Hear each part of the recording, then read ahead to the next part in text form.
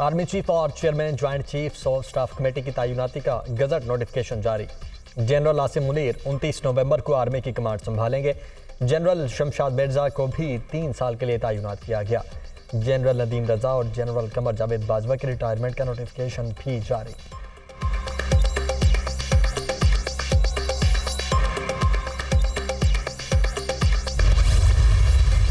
दबाव के बावजूद बैलेट पर फैसला किया। सीनियरिटी के उसूलों पर अमल से इदारा मजबूत और मुल्क मुस्तहकम होगा। मुल्क में इंतशार और अफरा तफरी की गुंजाइश नहीं, मामलात आगे चलेंगे, मईशत भी मजबूत होगी। शहबाज शरीफ की दुनिया न्यूज से गुफ्तगू।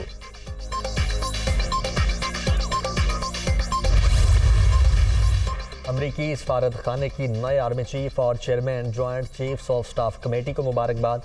पाकिस्तान के मुंतखब रहनुमाओं फौजी क़यादत के साथ मिलकर काम करने के लिए पुरआज़्म है अमरीकी सफारत खाना।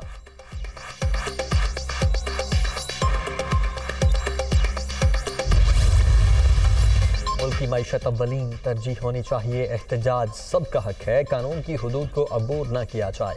कवानीन की खिलाफ वर्जी पर इंतजामिया हरकत में आएगी। साल के इख्तिताम से पहले नवाज शरीफ वतन वापस आ जाएंगे। ख्वाजा आसिफ का कौमी असम्बली में इजहार ख्याल। इमरान खान आर्मी चीफ की तकर्री पर असरअंदाज होना चाहते थे। चेयरमैन पीटीआई को अक्सर बातें देर से समझ आती हैं। वो अब तमाशा खड़ा करेंगे तो भी देख लेंगे। नैब को ख़त्म करके मुल्क के निज़ाम को चलाना चाहिए। सियासतदानों को दुबाने के लिए मुकदमात बनाए गए। शाहिद खाकान अब्बासी की मीडिया टॉक।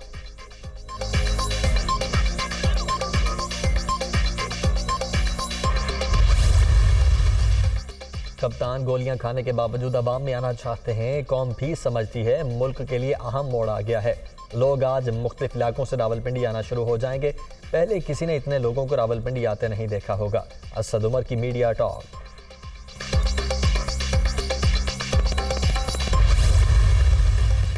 फैसल बावड़ा की ताहियात नाअहली खत्म। 5 साल के लिए नाअहल करार। सुप्रीम कोर्ट ने झूठा बयान हल्फी जमा करवाने पर मुआफी कबूल कर ली।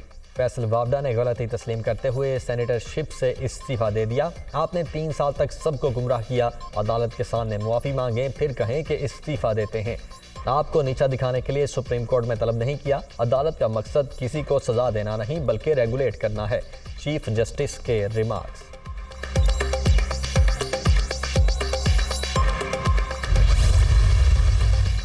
पीटीआई लॉन्ग मार्च। वजारत दाखिला में राना सनाउल्लाह की ज़ेर सदारत अहम इजलास। शुराका की पीटीआई इज्तिमा और सिक्योरिटी पर ब्रीफिंग। गैर कानूनी इक़दाम को रोकना सूबाई हुकूमतों की आईनी जिम्मेदारी है। वफाकी वज़ीर दाखिला।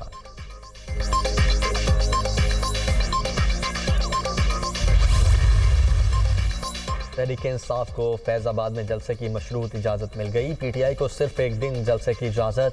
26 नवंबर की रात जलसा गाह खाली करना होगा। इमरान खान तयशुदा रास्ता इस्तेमाल करेंगे। स्टेज पर बुलेट प्रूफ रोस्टम होना चाहिए। अदलिया और दीगर इदारों के खिलाफ तकारीर नहीं होगी।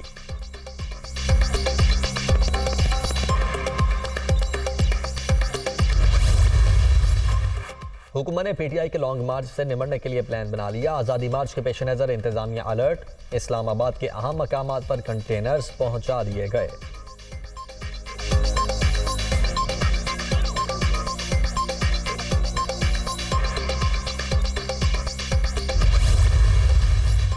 तंज़ो मज़ाह के जरिए चेहरों पर मुस्कुराहटें बखेरने वाले नामवर फनकार इस्माइल तारा कराची में इंतकाल कर गए।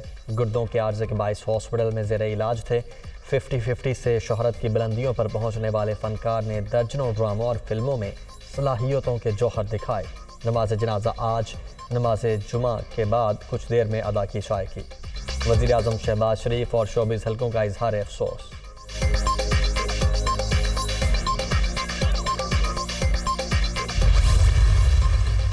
और कतर में फुटबॉल की आलमी जंग। आज भी 4 मैचें शेड्यूल। दोपहर 3 बजे ईरान और वेल्स आमने सामने होंगे। शाम 6 बजे मेज़बान कतर और सेनेगल का मैच शेड्यूल। खलीफा इंटरनेशनल स्टेडियम में नीदरलैंड्स और एक्वाडोर का मुकाबला। चौथे मैच में इंग्लैंड और अमेरिका में जोर का जोड़ पड़ेगा।